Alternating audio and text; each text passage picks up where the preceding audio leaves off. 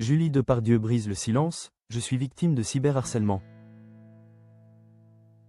Roxane Depardieu, la révolte silencieuse d'une fille face au tribunal de la haine. C'est un nom qui, pendant des décennies, a incarné la démesure, le génie et la puissance du 7e art français. Aujourd'hui, le nom de Depardieu résonne comme le glas d'une époque révolue. Autrefois monstre sacré. Gérard Depardieu est désormais un homme dont l'ombre est devenue trop lourde pour l'écran. Entre les accusations de viol, les soupçons de fraude fiscale et une condamnation récente, en mai dernier. À 18 mois de prison avec sursis pour agression sexuelle sur le tournage des Volets Verts. L'acteur n'est plus qu'un colosse aux pieds d'argile, déchu de son piédestal. Pourtant, dans ce naufrage médiatique et judiciaire, des voix issues de son passé continuent de s'élever pour nuancer le portrait du prédateur dressé par l'accusation. Karine Silla, son ancienne compagne, avait déjà tenté en 2024 de séparer l'homme public de l'homme privé. Gérard n'est pas un prédateur sexuel. C'est un homme délicat dans l'intimité amoureuse, affirmait-elle, tout en scène remettant à la sagesse de la justice. Mais au-delà des anciennes amours, c'est le lien filial qui, aujourd'hui, se retrouve en première ligne. Roxane Depardieu, 34 ans, a choisi de ne pas détourner le regard. En mars 2025, alors que le procès battait son plein, elle était la seule de la fratrie à franchir les portes du tribunal au bras de son père. Un choix de loyauté, certes, mais un choix qui s'est avéré être un véritable saut dans le vide médiatique. Le cyberharcèlement, quand la justice du web déraille. Ce courage, ou cette fidélité, Roxane l'a payé au prix fort. Depuis des mois, la jeune femme est la cible d'un déferlement de haine, d'une violence inouïe.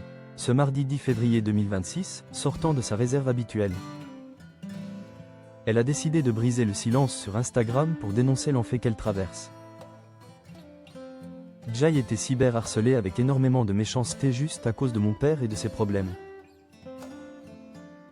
C'est venu avec beaucoup de racisme et d'homophobie, écrit-elle, pointant du doigt l'ironie amère d'une époque où la vertu affichée cache parfois la plus noire des cruautés. Dans son message, Roxane souligne l'hypocrisie de ses détracteurs, des personnes se revendiquant souvent de la mouvance woke ou progressiste, mais capables de proférer les pires insultes discriminatoires sous couvert de sanctionner les fautes de son père. Je pensais que ces personnes étaient supposées être woke, lâche-t-elle. Dénonçant ce tribunal populaire qui ne connaît ni la nuance, ni la présomption d'innocence pour les proches des accusés. Répondre à l'ombre par la lumière, la résilience d'une artiste.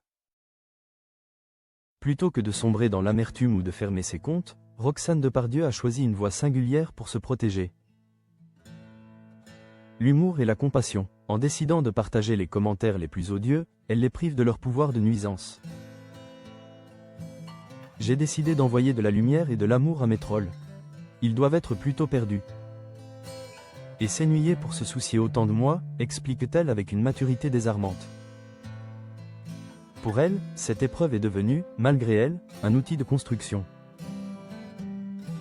Merci de m'aider à forger mon caractère, ajoute-t-elle, transformant la Book One lui lance en un socle de résilience.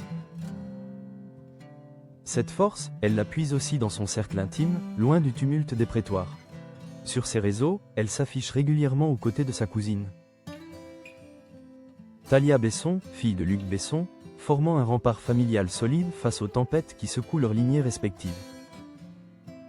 L'histoire de Roxane Depardieu est celle d'une femme qui refuse d'être réduite au péché d'un père.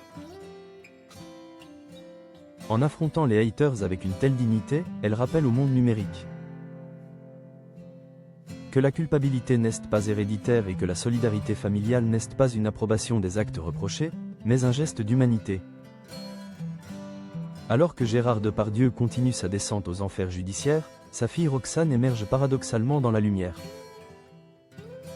Non pas la lumière des projecteurs de cinéma qu'elle a longtemps fui, mais celle d'une femme debout, capable d'embrasser ses cicatrices et de remercier ceux qui tentent de l'abattre. Elle ne renie rien, elle ne justifie rien. Elle survit, tout simplement, avec une élégance qui semble être son véritable héritage.